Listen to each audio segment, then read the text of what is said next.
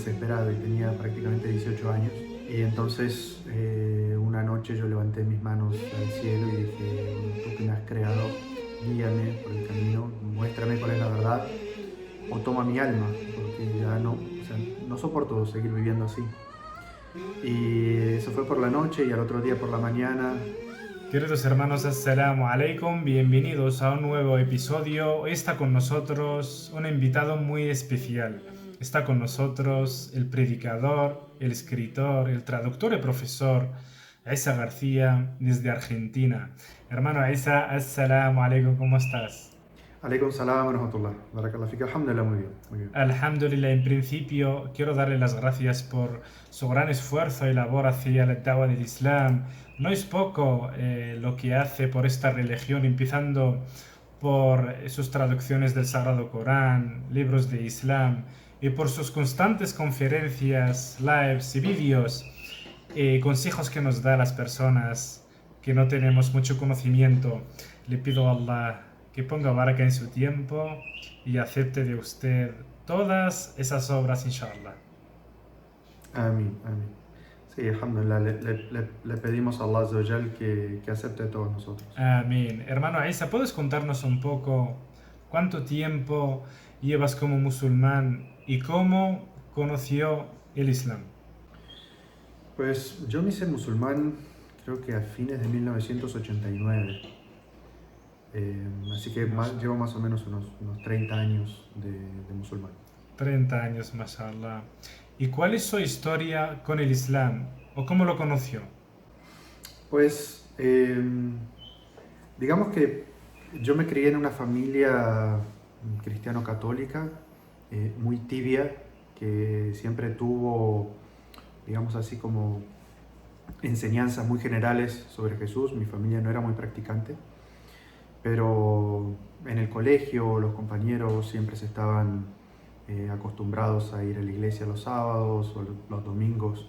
Los sábados íbamos a lo que se llama grupo juvenil, que es, digamos, nos teníamos que reunir en la iglesia para recibir un poco de instrucción, y ahí nos daban un pequeño papelito con el cual el domingo después de la misa podíamos entrar a las canchitas de fútbol. Y digamos que para los argentinos eso es algo bastante importante, así que creo que por eso iba a los grupos juveniles, para poder entrar a las canchitas de fútbol los domingos. Y, pero sí, siempre digamos que cuando uno estudia o te van enseñando temas de teología, a mí me salían muchísimos interrogantes. Y cuando iba y preguntaba, te estoy hablando de 15, 16 años, la mayoría de las preguntas que yo hacía, la respuesta que me daban es, esos son misterios que hay en la religión y no se debe preguntar sobre esas cosas, hay que creer en ellas ciegamente. ¿No te daban respuestas lógicas para resolver Y tus dudas? no, en absoluto. O sea, era eso, como decir, bueno, estos son temas de fe, debes creer en ellos, no hay respuestas lógicas para estas cosas.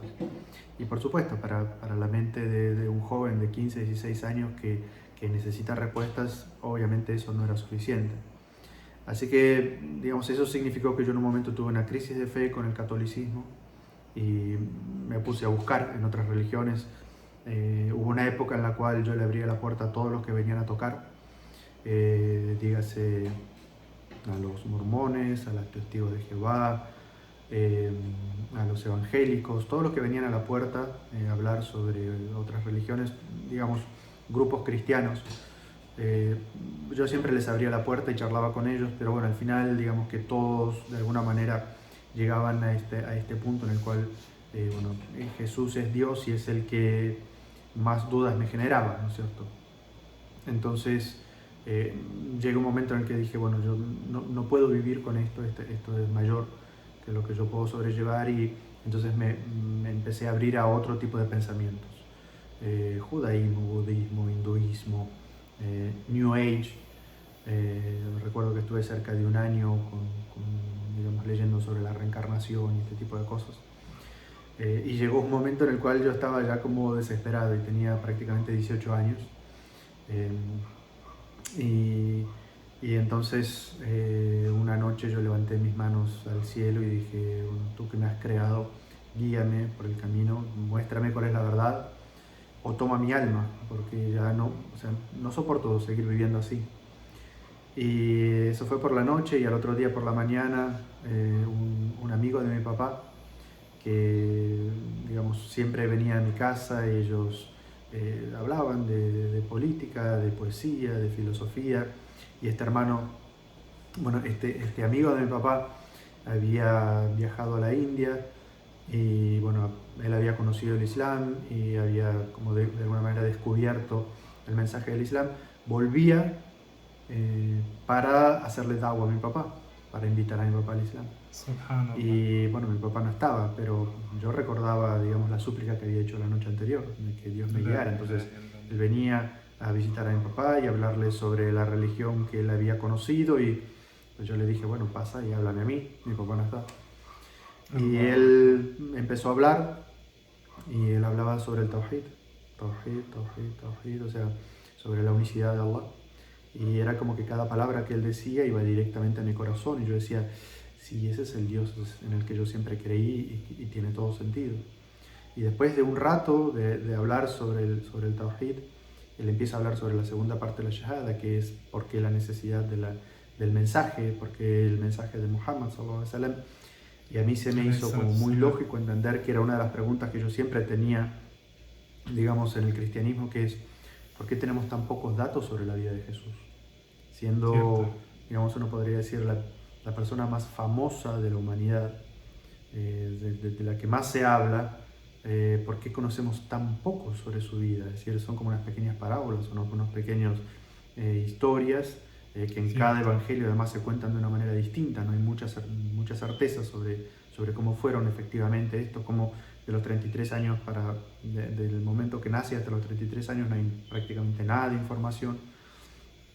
Y entonces cuando esta persona empieza a hablar y del profeta Muhammad y todo lo que se Sallallahu conoce alaihi wasallam. sobre él y cómo fue su vida y su mensaje, yo decía, claro, si tiene que haber un profeta que es para toda la humanidad y que tiene que dar todo este mensaje, pues es lógico que se conozca todo esto. Entonces es como que muy rápido hizo sentido todo lo que me estaba diciendo este hermano y yo ese mismo día hice la shahada. Fue digamos, como que todas las dudas que yo tenía Allah me envió a alguien que en un solo día, Subhanallah. digamos, me las aclaró todas. Por eso fue tan sencillo para mí hacer la shahada. Subhanallah. La noche que le pediste a Allah que te guíe, te manda a un hombre que no esperabas la mañana siguiente para enseñarte el camino que andabas buscando. Ya, subhanallah. Sin duda era una súplica sincera. Así fue. Y te puedo decir de alguna manera que la súplica fue por la noche tarde, fue por la La noche ilaha muy tarde. illallah. Este hermano llegó a golpear la puerta de mi casa como creo que a las 9 de la mañana en Subhanallah. 1989. No había esto de mandar un mensaje y voy, no sé qué, la gente de los amigos llegaban directamente a tocar la puerta. Y, y fue como a las 9 de la mañana, no sé si me despertó, pero por ahí, es decir, como que fue algo inmediato. Inmediato, ya, subhanallah. Para encontrar la verdad, la clave está en eso, ser sincero, humilde y pedir a Allah que te muestre el camino. Si Allah ve que un siervo busca de verdad el camino, Él no le abandona. Les digo a mis hermanos que andan buscando la verdad, que se dejen guiar y que investiguen sobre esta religión. Hermano Isa, ¿qué es lo que encontró en el Corán que no encontró en otros libros? Pues digamos que la comparación que yo podía hacer en aquel momento eh, es que, bueno, cuando uno empieza a estudiar sobre el cristianismo, sobre la historia de lo que se llama la Biblia, el Antiguo Testamento, el Nuevo Testamento, entran muchísimas dudas históricas. Se sabe que el Antiguo Testamento que se tiene hoy en día en algún momento histórico se perdió y digamos lo que existe hoy en día es una recopilación histórica, pero que se sabe que ciertas partes se perdieron. De hecho, por ejemplo, algo que a mí siempre me causaba duda es que el Deuteronomio, que se supone que es un libro escrito o dictado por quien narra Moisés en primera persona, llega un momento en el cual dice, y Moisés murió, y sigue contando una historia. Entonces a uno le llega la duda, como, pero si era Moisés que estaba hablando en primera persona, y después, entonces, ¿quién me está narrando esto? Y después, bueno, cuando hablamos del Nuevo Testamento, muchísimo más, porque se supone que es una historia de la cual tenemos 4 narraciones, en las cuales hay ciertas contradicciones entre ellos, y el Evangelio es solamente una parte del Nuevo Testamento, porque en el Nuevo Testamento están las cartas paulinas, que un concilio decide que las cartas paulinas son tan revelación como la palabra de Jesús, tienen el mismo peso y por lo tanto modifican toda la doctrina y todo el comportamiento, digamos, todas las enseñanzas de Jesús. Entonces, yo tenía una serie de dudas con respecto a la veracidad del Antiguo y del Nuevo Testamento que no, obviamente no podía quitarme, me hacían me traían muchas dudas.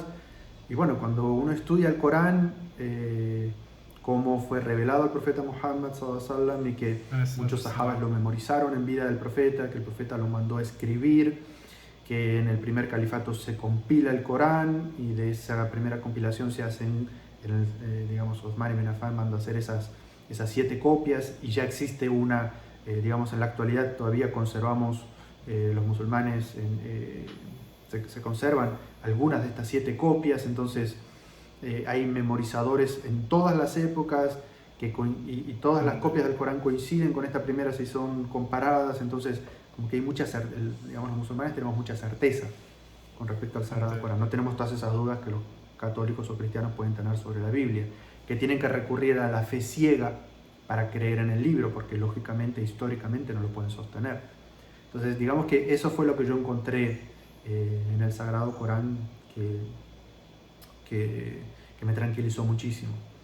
Ni hablar cuando, bueno, yo tengo la posibilidad de ir y aprender el idioma árabe y empiezo a bucear en los significados del Sagrado Corán, que a mí me da personalmente la posibilidad de entender la revelación en su propio idioma, que es algo que, bueno, en el Antiguo y en el Nuevo Testamento es algo que nunca se va a poder hacer, porque las copias más antiguas que existen del Nuevo Testamento son en griego, y todos sabemos que Jesús hablaba hebreo y arameo, entonces digamos que es algo que ya nunca se va a poder hacer, y el Sagrado Corán sí brinda esa posibilidad de uno está 100% seguro que lo que está leyendo, lo que está entendiendo, además existen registros históricos de qué significaba el idioma en aquel momento, porque digamos los idiomas evolucionan, y lo que significan las palabras hoy no es lo que significaban las palabras en aquel entonces, y los musulmanes sí tenemos registro de todo eso.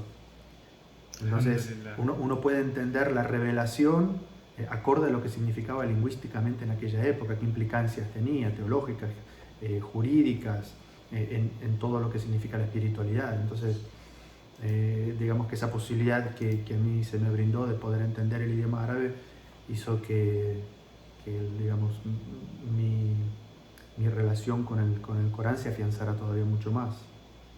Mashallah, hermano. Obviamente los libros anteriores han sido manipulados. Por eso Allah subhanahu wa ta'ala mandó otro mensajero para que se adore a un Dios único, sin asociar nada ni nadie con él. Hermano Isa, ¿qué es lo que ha cambiado el Islam en tu vida? Uf. Pues digamos que, o sea, en este momento no lo siento, porque bueno, evidentemente el Islam transformó mi vida, pero llevo 30 años en este proceso, entonces ahora no lo siento, pero en aquel momento, cuando yo me hice musulmán, sí hubo unos cambios Además, bueno, estaba en esa edad, 17, 18 años, donde, digamos, el autocontrol de uno es mínimo, ¿no es cierto?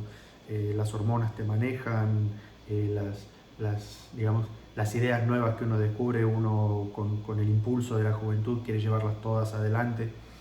Entonces, eso tuvo algo positivo en mí y evidentemente algo que me costó mucho en su momento, porque también, digamos, mis amistades, y es lógico, me invitaban a ciertos círculos digamos, cualquier salida de amigos implicaba tomar una cerveza o ir a lugares donde, bueno, estaban con chicas y no sé qué, y entonces, bueno, yo estaba dando mis primeros pasos en el Islam y entonces, digamos, ser musulmán me llevó en ese momento a prácticamente distanciarme de todas mis amistades, perder todas mis amistades, porque Eh, recuerdo que yo iba o sea, hacía reuniones de amigos cuando me aseguraba de que, bueno, ¿quién va? Fulano, fulano y fulano.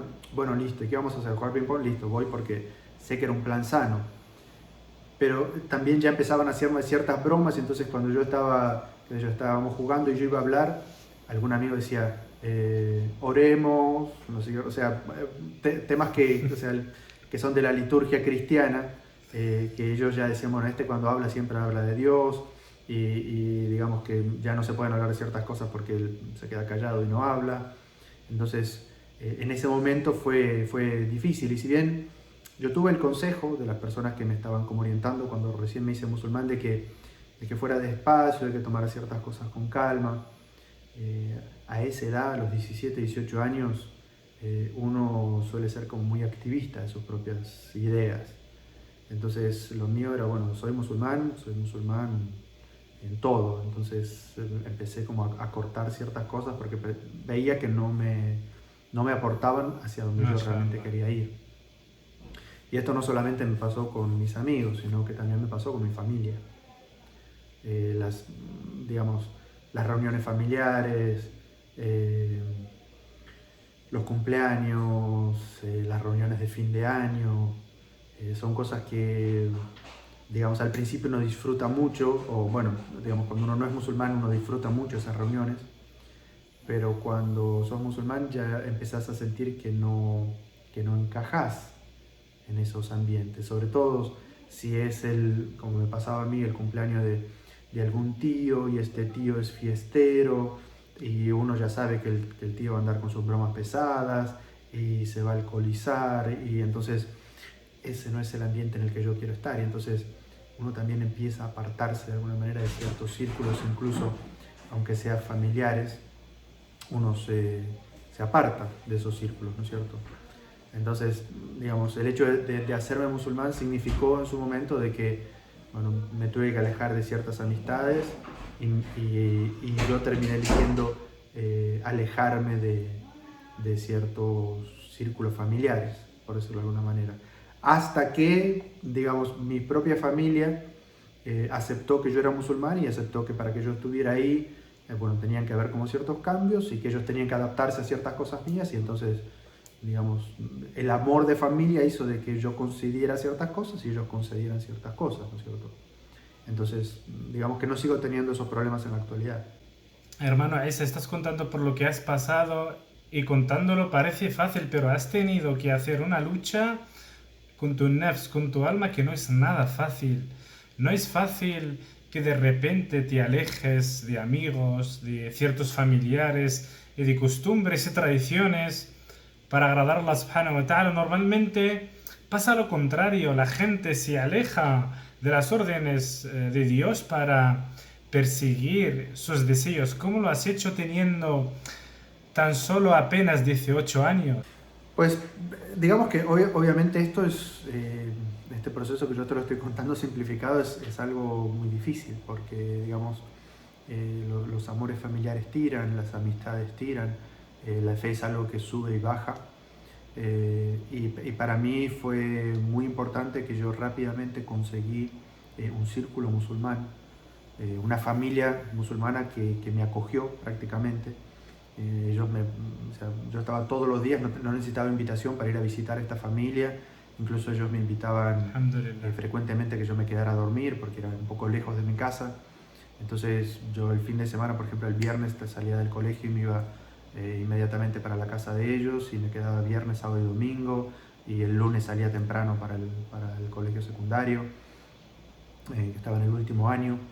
Y digamos que tener ese ambiente a mí me ayudó muchísimo, porque claro, eh, rezar las 5 oraciones cuando recién te haces musulmán es un jihad, ¿no es cierto? Es una prueba muy difícil.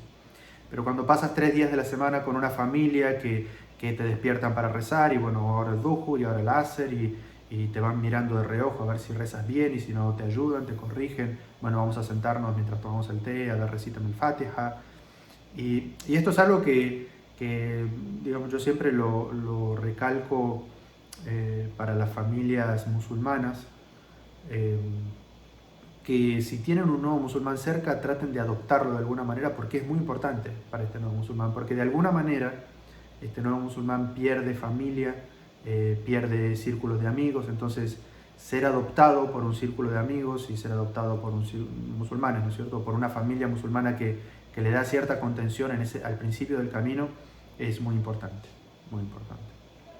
Muy cierto, hermano Isa, que los musulmanes tomemos nota de estas palabras. Hermano Isa, ¿hay alguna ley en concreto en el Corán que te afecte más que otras? Pues ahora en este momento, que bueno, que yo he estudiado y me dedico a estar en la parte educativa de la comunidad, de traducir, de escribir, de dar clases, hay un versículo que, como se dice por acá, siempre me da fuerte, ¿no es cierto?, que es como que me afecta mucho personalmente, y es, digamos, y este es un consejo que le doy a aquellos hermanos que son practicantes. Cuando una persona se convierte al Islam, no vayan con la lista del haram, haram, haram, haram, haram, haram, y lo cargan al pobre hermano o hermana que sale con la cabeza así de que tiene que dejar todo en su vida, sino de que empiecen como empezó el profeta Muhammad sallallahu alaihi wasallam y como empezó el Corán: Tawhid, Tawhid, Tawhid, Tawhid. ¿Sí? Todos los primeros 13 años de la da'wah en la Meca fueron